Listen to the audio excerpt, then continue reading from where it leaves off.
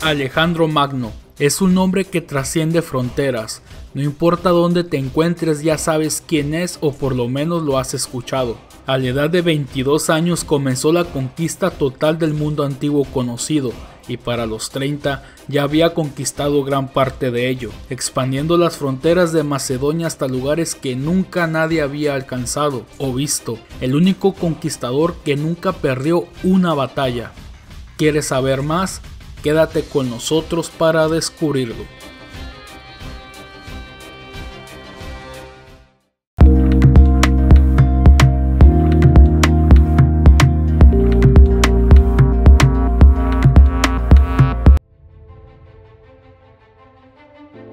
El niño que pasaría a la historia como Alejandro Magno nació en Macedonia en la ciudad de Pela el 20 o 21 de julio del año 356 a.C., hijo de Olimpia y Filipo II, rey de Macedonia. Siempre las personas hablan de las grandes gestas heroicas de Alejandro y cómo conquistó el imperio persa, pero la vida de Alejandro antes de ser Magno también es digna de un héroe. Se cuenta que cuando Olimpia quedó embarazada, los oráculos presagiaron la llegada de un niño que llevaría las fronteras de Grecia hasta el fin del mundo. La leyenda está documentada por los escribas de esa época. Cuenta que un día la madre de Alejandro, a pocas semanas de quedar embarazada, le impactó un rayo en el vientre y salió completamente ilesa. Los oráculos presagiaron que un gran héroe llegaría porque el mismo Zeus lo había mandado. Sin duda, toda una historia increíble para presagiar la llegada de este bebé. Parece fantasía, pero tal vez fue una serie de eventos curiosos.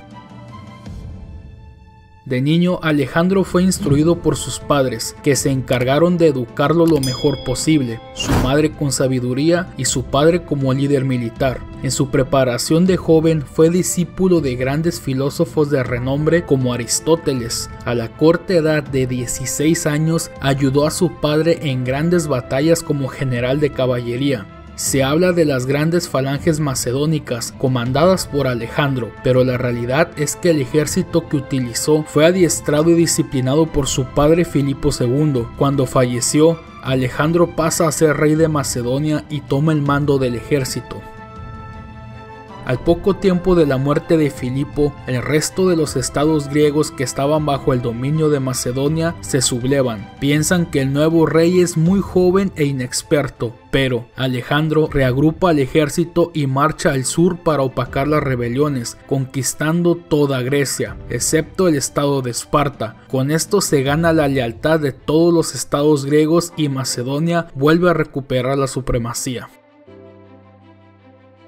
Después de asegurar la supremacía en Grecia, Alejandro emprendió la conquista del imperio persa. Para esos tiempos los persas eran la superpotencia de la época. El territorio conquistado abarcaba gran parte del Medio Oriente, Egipto y hasta la India. Los griegos tenían siglos en guerra con los persas. Tiempo atrás el rey Jerjes había entrado a Grecia, saqueando y arrasando todo a su paso. Con esto, 45,000 soldados griegos que conformaban la Liga Helénica, comandada por el rey Alejandro, comienzan la conquista de su acérrimo rival, el imperio persa.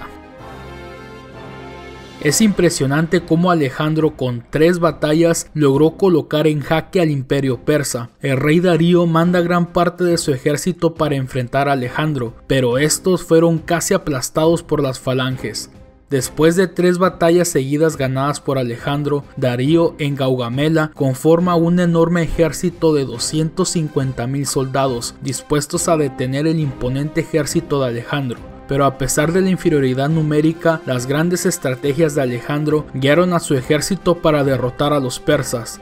Con esto el imperio persa queda desprotegido y el ejército griego entra victorioso en Babilonia, la capital del imperio, doblegando a la superpotencia de la época, que había mantenido una hegemonía de siglos. Alejandro, a la edad de 26 años, tenía el imperio más extenso, rico y poderoso, con lo que se gana el nombre de Alejandro el Grande o Alejandro Magno. ¿Todavía no eres ciudadano de Nación Tesla?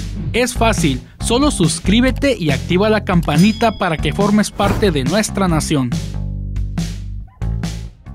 El éxito de Alejandro se debe a dos razones: el gran ejército profesional, bien entrenado y equipado que tenía, y lo más importante, su gran inteligencia como estratega militar. El ejército macedónico estaba conformado por grandes agrupaciones de falanges, los hoplitas, que eran infantería pesada, y la caballería macedónica, que también era considerada la mejor del mundo antiguo, pero la columna vertebral del ejército son las falanges, las cuales eran agrupaciones de 256 soldados agrupados en una hilera frontal de 16 soldados por 16 de profundidad, equipados con un escudo y armadura de bronce, pero su arma principal era la zariza, una enorme lanza de 6 o 7 metros de largo. En la contrapunta tenía un contrapeso de bronce para poder balancear el peso. En batalla, los soldados colocaban las zarizas de manera frontal y la segunda hilera de soldados también lo hacía con un pequeño desfase, y así sucesivamente. Esto convertía la formación de 16 hombres por 16 en un enorme erizo metálico que cuando avanzaba era una auténtica pesadilla para el enemigo.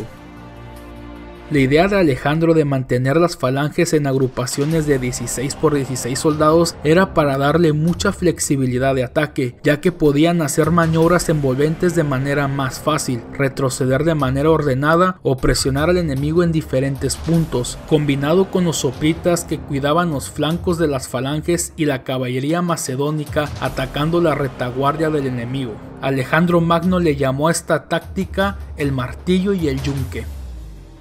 Durante su periodo como emperador del mayor imperio de la época, Alejandro fundó un sinnúmero de ciudades, expandiendo la cultura griega por cada rincón de los territorios conquistados. En Egipto se fundó Alejandría en su honor. Alejandro Magno fue el primer monarca de la dinastía helénica, que culminó con la muerte de Cleopatra siglos después. La dinastía helénica o periodo helénico es muy importante porque fue un periodo donde la cultura griega se mantuvo e influyó mucho en toda la parte del Mediterráneo, hasta la llegada de otra superpotencia siglo después, el Imperio Romano. Alejandro, después de terminar sus conquistas en el fin del mundo, regresó poco a poco a casa. En su camino de regreso, opacó muchas revueltas y restableció el orden en muchas guarniciones. Poco antes de llegar a Babilonia, su mejor amigo Hefestio murió, lo que produjo una recaída en Alejandro. A pocos meses de su cumpleaños 33, Alejandro cayó en cama y el 13 de junio del año 323 a.C. fallecía el mayor estratega de la antigüedad. La noticia llegó rápido a Macedonia, por lo que se le rindió luto por días. Tras la muerte de Alejandro, los territorios conquistados fueron disputados y ocasionaron revueltas internas, debido a que Alejandro Magno no dejó un sucesor. Con el tiempo, estos problemas y la aparición de otra superpotencia como el Imperio Romano, que poco a poco fue conquistando territorios a lo largo de la cuenca del Mediterráneo, aceleró el ocaso del Imperio Macedónico. Otro gran misterio que envuelve el personaje de Alejandro Magno es que en la actualidad no se sabe dónde está la tumba. Se cuenta que cuando falleció Alejandro en Babilonia, después de rendirle tributo durante días, sus restos fueron cuidadosamente llevados a Alejandría, en Egipto, donde se construyó un enorme mausoleo en su honor. El sarcófago era de oro sólido.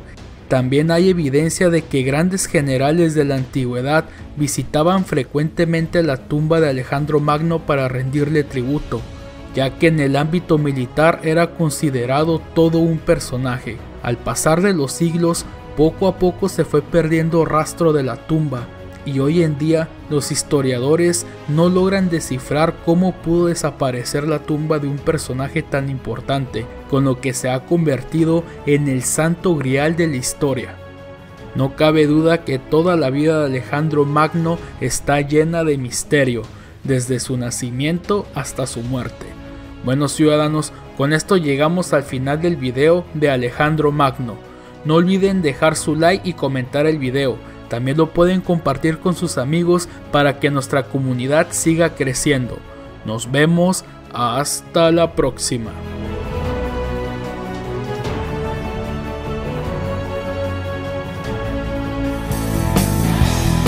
Internauta, si quieres seguir aprendiendo, suscríbete y activa la campanita para que formes parte de nuestra nación. También nos puedes seguir en Facebook e Instagram como @NaciónTesla para estar en contacto. Saludos, nos vemos, hasta la próxima.